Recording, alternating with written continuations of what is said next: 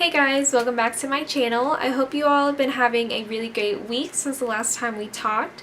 So today I'm really excited for this look because it's kind of sunset inspired. I was looking at my Morphe E35 palette and just a lot of the really warm like reddish brown tones really inspired me to make this look. So I hope you guys enjoy it. Let me know what you guys think and I will talk to you guys later. Bye. Okay, so I'm going to start by taking that light orangey color on a fluffy blending brush, and I'm going to be working that all in the crease. I do build it up quite a bit. I just continuously dip my brush in, add a little bit more, and I just make it such that there's not going to be a harsh line in between my crease and my lid. And as you can see in this next clip, I was just showing how there aren't any harsh lines. Now going on to the next step, I'm taking that slightly darker orangey color and on a Morphe M513 brush, I'm just going to be working that under the crease where I put that first shade and working it a little bit all over my lid. I just find that when I do it this way, it makes the transition between colors a lot smoother. And next on an M433 brush, I'm taking that reddish brown color and I will be working that underneath the second shade that we put. And as you can see, I'm going in with a really light hand and not putting too much pressure or too much eyeshadow on the brush, because that's what makes all of your transitions blend the best. And I also find that dragging it onto the lid makes the transition lines a lot smoother from each color. Okay, so now on a Real Techniques base shadow brush, I'm taking that really bright red and I will be putting that right in the center of the lid. And I know that color looks really scary in the pan because of how bright it is, but when you go in with a really light hand with it, it just really brightens up the look. And I wanted to go for this sunset kind of looking eye, kind of fiery, and I really think this color really pulls the whole look together and makes that statement of the bright orangey and red colors. But now I'm taking that satin kind of orangey color. It's not, again, it is a satin, it's not like a shimmer, and I'm just putting that in the inner corner of the eye where I so far haven't put any product, and dragging it a little towards where I put that red color. This just adds a little bit of a sheen, but not take over the rest of the eye where it was all matte. Now I'm just taking a fluffy crease brush and taking that light nudish color. It has a small tint of orange to it, and I'm just putting that right at the upper crease because I felt like that first transition shade that we used got a little bit lost, so I'm just touching it up with a slightly lighter color.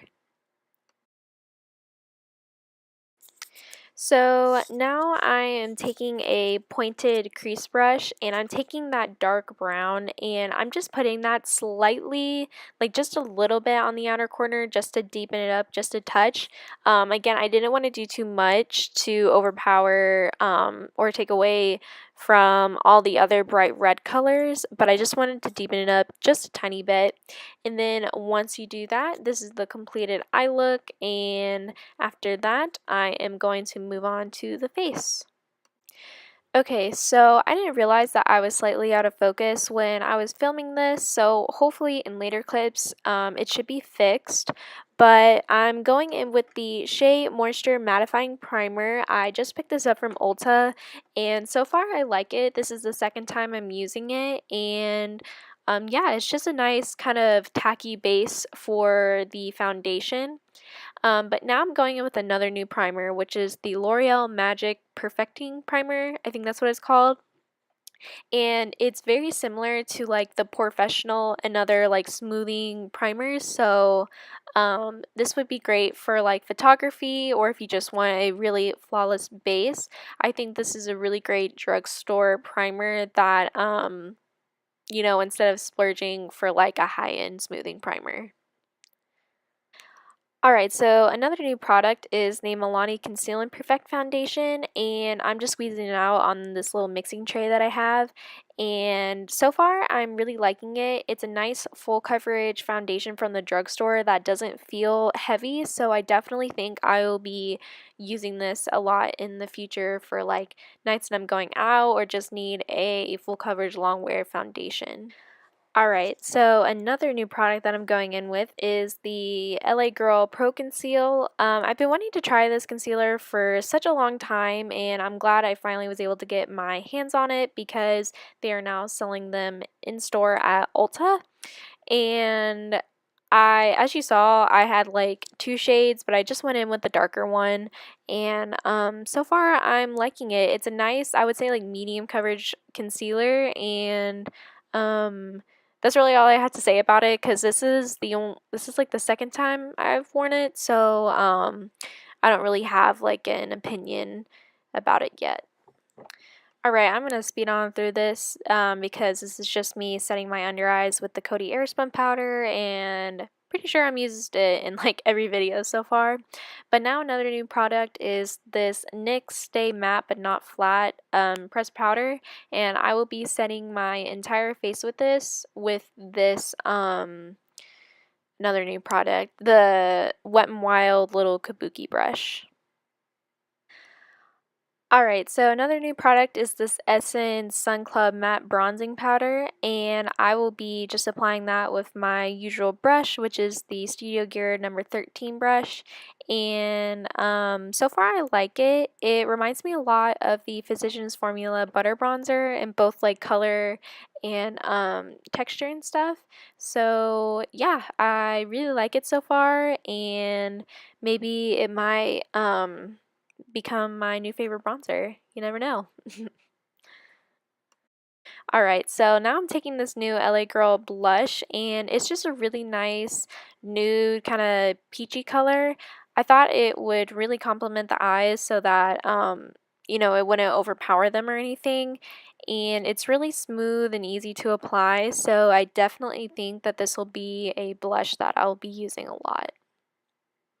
So this is another new product that I'm really excited to be using, and it's this Makeup Revolution Baked Highlight in the shade Golden Goddess, and it just gives like the skin a really nice highlight to the cheeks without it looking over the top because I'm not super into like the super blinding highlight, so I definitely think I'll be using this a lot in future videos.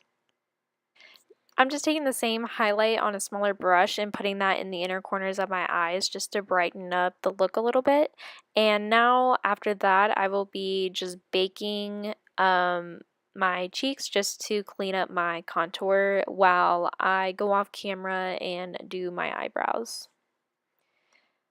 Now I'm just going to be kicking off the bake with this e.l.f. Flawless Finish brush, and then after that I'm going to do some mascara starting with the Maybelline The Falsies Flared, and then after that I'm going to be taking the L'Oreal Carbon Black mascara. This is actually the first time I'm using the Carbon Black one. Before I would just use the normal voluminous one, and I like it so far. It's basically the same, just a little bit blacker. Alright, so I'm gonna do a little bit of my lip scrub just because my lips were kind of dry, and after I do that I'm going to apply the Milani Amore Matte Lip Cream in the shade 10 Adorable. And then once I do that, I am going to set my face using the what is called Makeup Revolution Pro Oil Controlling Finishing Spray, and that's again another new product, and I will definitely have to use it a couple more times before I really get my opinion on it, but after you do that the look will be complete. So thank you so much for watching, and I will talk to you guys later. Bye.